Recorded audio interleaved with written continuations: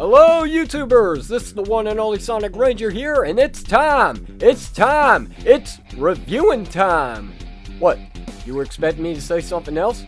As of this week, Playmates Toys line of action figures to the upcoming cinema blockbuster, which shut your house cause you know it's true, has made a slew of early releases to your friendly neighborhood Walmart and Target stores.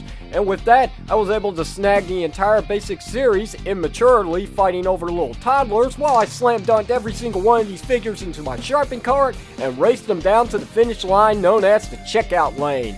And with no marks for errors and no scanning problems whatsoever, here they are for your viewing pleasure today, all set and ready for their debut into the spotlight of the reviewing station. So, which one will we start off this series with?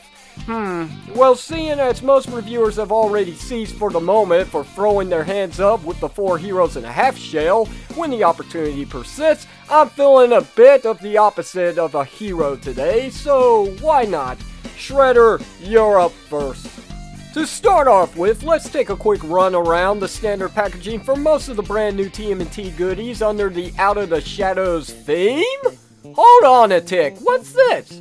Look, I can understand using a standard shot for the 4 turtles for the foreground of the various villains and allies of this series. After all, they're portrayed as second class anyway. But what the shell is with the missing Out of the Shadows brand name on the turtle cards? Well, for anyone else wondering about this at first glance and diving too far deep into contemplation, your guess is as good as mine, so don't ask. Onto the back of Shredder's package, and in comes a short summary to the sequel of Michael Bay's masterpiece.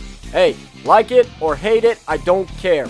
Anyway, the summary clearly reads, New York City, an old menace returns. New mutations arise. The ultimate showdown approaches. Our heroes must rise up again to save the city they love, even if it means exposing themselves for who they truly are. Teenage Mutant Ninja Turtles. Not aliens. Down below the brief summary, and here we have a special glimpse of all the figures of this series, which features Leonardo, Donatello, Raphael, Michelangelo, Leonardo again in stealth disguise, Michelangelo again in pirate costume, Raphael in crazy daredevil wingsuit, Casey Jones, Splinter, the Shredder, which we're reviewing today, Foot Soldier, Bebop, Rocksteady, and Crane. You know, the funny thing is, with this down below, Playmates Toys has left us with a hint at a possible second wave of TMNT movie goodies to follow shortly. And if this is surprising April O'Neil action figure on their website hasn't got you scratching your head yet, well, think about it just a little harder. Okay, so after watching quite a few video reviews myself just to get an idea of what I'm going into here, I gotta say, this Shredder figure was probably best thought up as a schematic at Playmates. Outside of the details, well, heck, not even that, because you really can't see anything. God dang it, this figure's got nothing going for it, does it? Okay, where to begin with the props? Well, obviously, if you haven't guessed by now, the real big problem with this figure is there's too much black and not enough of anything else. The figure as a whole is completely molded out of the shadows, eh? Nah, the only thing to break up some areas of this figure's entire Noob Saibot cosplay here is his shoulder pads that's molded out of that dark gray plastic that everyone seems to hate. His forearms have some metallic silver though, that's a nice touch.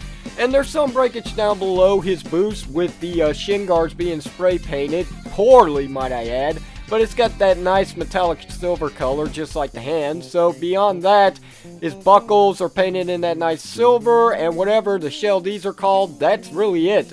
We've hit the bottom of carelessness. Now, I'm very sure that there is somewhat of an effort hidden somewhere between the helmet sculpt and the blab of paint for the skin tone applied in a somewhat decent attempt, but I can't see any reason for me to give a care when all I've got staring into my soul are these dark demonic looking eyes that should have me finding ways to get in touch with the Winchester brothers. Good God! Alright, so Evolution has played a bit of a Joker card here, as this was probably Michael Bay's way at pleasing the fans over the reactions for Shredder's armor from the first movie. But look at what we've done here! for a side-by-side comparison to show off this de-evolution we, the fans, have caused the movie sequel, we have an overbladed Shredder compared to a no-bladed Shredder action figure.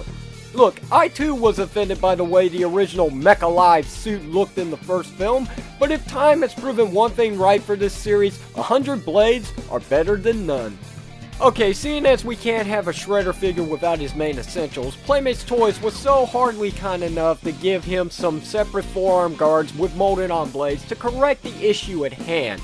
Yet, I find this attempt to be not so great, since these guards are loose-fitting and slip and slide all over the place upon posing the figure's arms.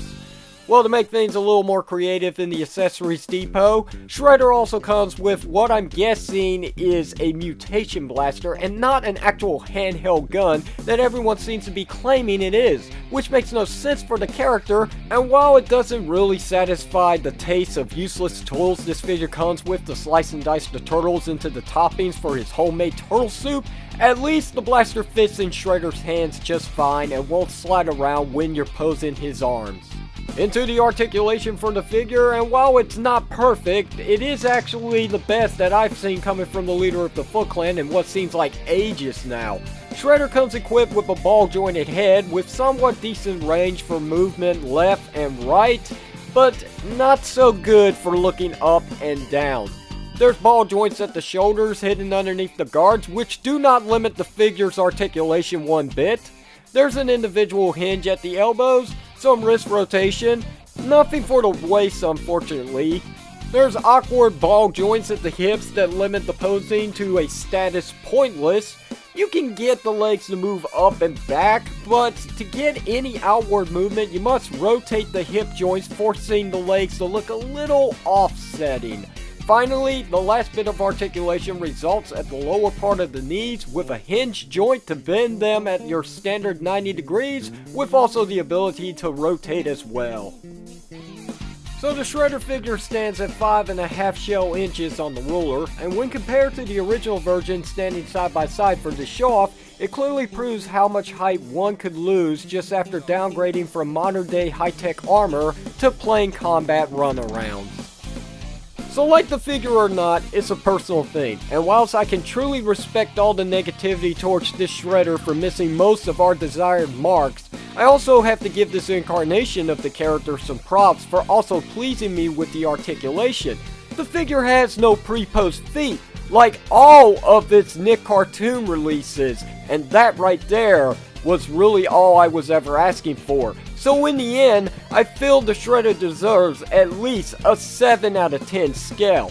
Look, the accessories are a bit to handle with the given fact that they're made out of cheap material asking to become brittle eventually. But if you can overlook that, and the figure really isn't much to complain about. After all, it's just a fine example of Playmates Toys taking something from the big screen, turning it into a 5-inch kiddie's toy, so what do you expect is gonna happen? Especially when it was us that founded this design, thanks and all to the previous backlash of the first movie's Transformer-esque palette of CGI renders. So there you go, guys.